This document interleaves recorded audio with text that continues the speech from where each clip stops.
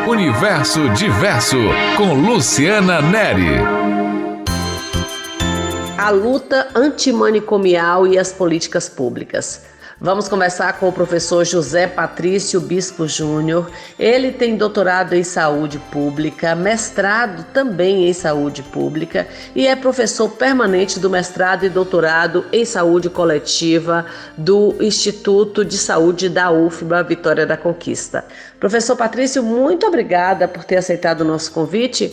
Vamos começar definindo o que é a luta antimanicomial. Olá, Luciana. Olá, ouvintes do Universo Diverso.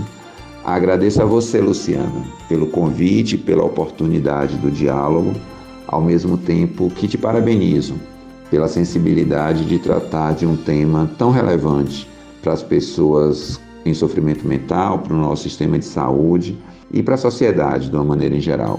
A luta antimanicomial, ela se caracteriza por um grande movimento social na defesa de uma sociedade sem manicômios.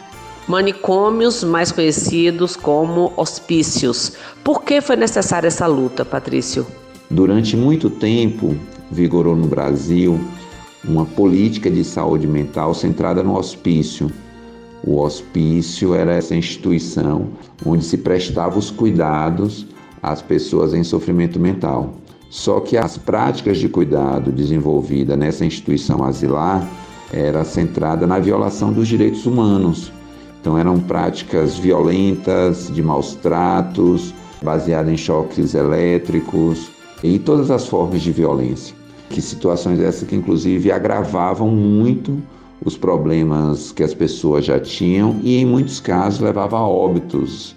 A nossa história dos cuidados em saúde mental é marcada por muitos óbitos que ocorreram dentro do próprio hospício. Realmente, histórias que inclusive estão retratadas em filmes e documentários, né? Mas como começou a luta antimanicomial? Diante desse contexto, inicialmente um grupo de profissionais de saúde, de trabalhadores da saúde, desenvolveu, se mobilizou na defesa dessa luta antimanicomial. Essa luta dos trabalhadores foram se somando outros atores sociais, como o próprio movimento dos usuários e outros segmentos sociais, justamente para a transformação das práticas de cuidado em saúde mental num movimento que ficou chamado de Movimento da Reforma Psiquiátrica Brasileira. E isso tem uma grande relevância social, especialmente pelo grande impacto e pela grande prevalência dos problemas de saúde mental na sociedade contemporânea. Professor, qual a situação da saúde mental no Brasil? Os problemas de saúde mental, eles requerem a atenção de toda a sociedade, de todos nós.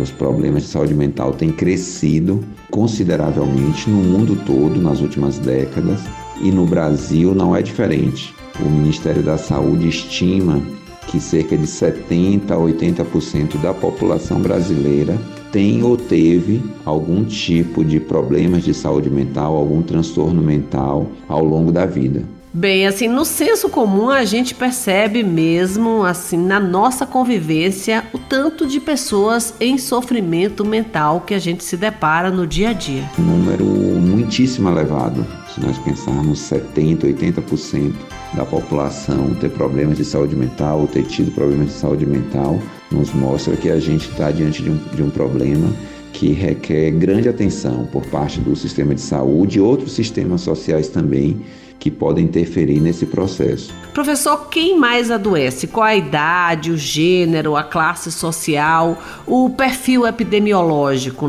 como vocês aí da área de saúde costumam denominar? Com relação ao perfil epidemiológico, algumas características são bem interessantes. Uma é com relação à questão de gênero.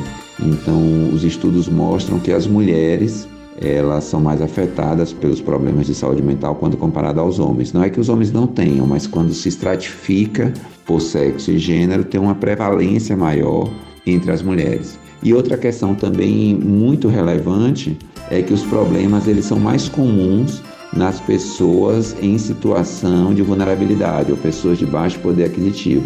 Isso é uma informação muito importante para desmistificar uma concepção até então equivocada que problemas de saúde mental era doença de rico. E não é verdade. Ou seja, o sofrimento mental pode chegar para qualquer pessoa. Os estudos demonstram que pessoas em situação de pobreza, pessoas em situação de desemprego, pessoas em situação de invalidez têm uma prevalência, de problemas de saúde mental muito maiores. Então é um problema sobretudo social, porque atinge em maior medida as pessoas na situação de vulnerabilidade. Como é que deve ser organizado os serviços para prestar assistência às pessoas em sofrimento mental? Essa questão dos serviços de saúde mental é algo muito relevante. E para se pensar isso, é necessário pensar o lugar social a ser ocupado pelas pessoas em sofrimento mental. E o lugar social dessas pessoas não é o manicômio, não é o asilo, não é o hospício. O lugar social das pessoas em sofrimento mental é a sociedade, é o convívio na sua comunidade com seus familiares. Então foi a partir desse entendimento que nós tivemos uma transformação dos serviços hospitalares asilares para os serviços de base comunitária. E como funcionam esses serviços de base comunitária, professor? Existe uma rede, que é a rede de atenção psicossocial, que presta os cuidados às pessoas em saúde mental. Dentro dessa rede, nós temos serviços de diversas densidades tecnológicas. Então, nós temos os CAPs, que são serviços especializados, são centros de atenção psicossocial. Nós temos os serviços de atenção primária à saúde, as equipes de atenção primária à saúde, as equipes de saúde da família e as equipes multiprofissionais, que inclusive têm a presença de psicólogos e outras profissões, especialidades que prestam esse cuidado. Nós temos os leitos hospitalares nos hospitais gerais, então não mais a ideia de um hospital manicomial, mas de leitos de psiquiatria nos hospitais gerais. E nós temos ainda os serviços residenciais terapêuticos e as equipes de consultório na rua, que também prestam esses cuidados às pessoas que têm sofrimento mental, que têm problemas de saúde mental e que vivem em situação de rua. São muitos serviços. Todos esses serviços, eles compõem essa rede que deve se articular justamente para a prestação desses cuidados em saúde mental, em meio aberto e em ambiente comunitário. Como é que está essa situação da rede de atenção psicossocial em Vitória da Conquista, professor? Aqui em Conquista, a rede de atenção psicossocial é composta por todos esses serviços que eu falei. E qual é a quantidade de oferta desses serviços e a que públicos eles atendem? Nós temos aqui no município 3 CAPs, que são 3 centros de atenção psicossocial.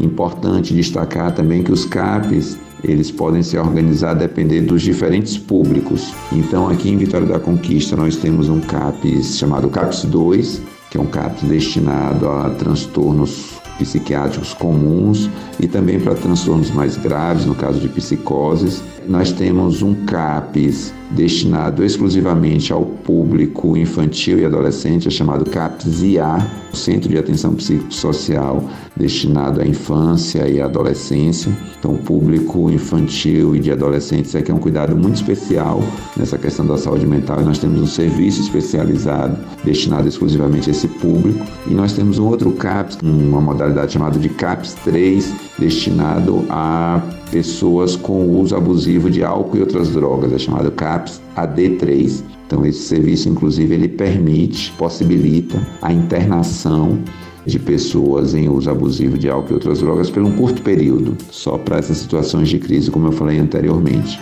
E os demais serviços, professor Patrício? Temos também equipes de consultório na rua, temos os leitos especializados em saúde mental, que agora funciona no Hospital Crescêncio Silveira, que é um anexo do Hospital Geral de Vitória da Conquista, então para atender também as situações de crise que requer internação. E nós temos os serviços de atenção primária, que cumprem uma função dentro dessa rede, inclusive também com a presença de psicólogos nas equipes multiprofissionais que prestam serviços aí muito relevantes em grupos terapêuticos, atividades também individual, nas diversas unidades básicas de saúde do nosso município. Nós tivemos aí importantes transformações dos serviços de saúde mental. As motivações e as principais transformações nos modelos, nas práticas de cuidado, na forma de organização do serviço. mas a nossa realidade cotidiana, nós ainda temos muitas dificuldades.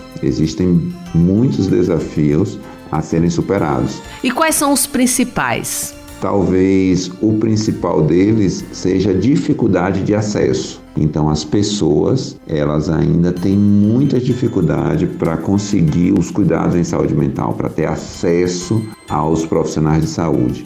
O acesso é vinculado à continuidade do cuidado, porque você pode até ter um acesso pontual a um profissional, manter o cuidado, ter a garantia do cuidado continuado é algo ainda muito difícil e um dos principais problemas que nós temos dentro da rede. Por que isso ocorre, professor Patrício? Isso tem uma relação, claro, grande com a insuficiência de serviços e a insuficiência de profissionais. Então nós falamos da rede de Vitória da Conquista, da existência de 3 CAPs e de outros serviços, mas esses serviços eles são insuficientes para dar conta da necessidade da população. Então, como nós falamos, os problemas de saúde mental, eles acometem uma grande parcela da nossa população, são problemas que têm aumentado cada vez mais e os serviços eles não dão conta, então nós temos pouco serviço.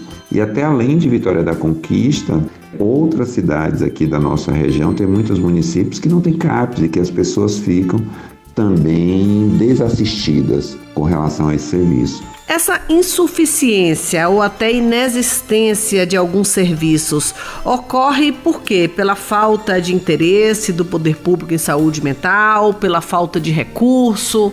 Isso tem uma relação, obviamente, também com o financiamento. Então, o recurso disponível para os cuidados em saúde mental, o dinheiro que está disponível, ele é ainda insuficiente frente à necessidade da população. Então, esses são os 3 principais aspectos que eu destaco e, nesse sentido, eu quero reforçar a importância da luta em defesa do SUS, a luta em defesa de um sistema público universal de saúde que garanta os cuidados em saúde em todas as dimensões, inclusive nessa importante temática que tratamos essa semana, que é a questão da saúde mental. Obrigada, professor Patrício.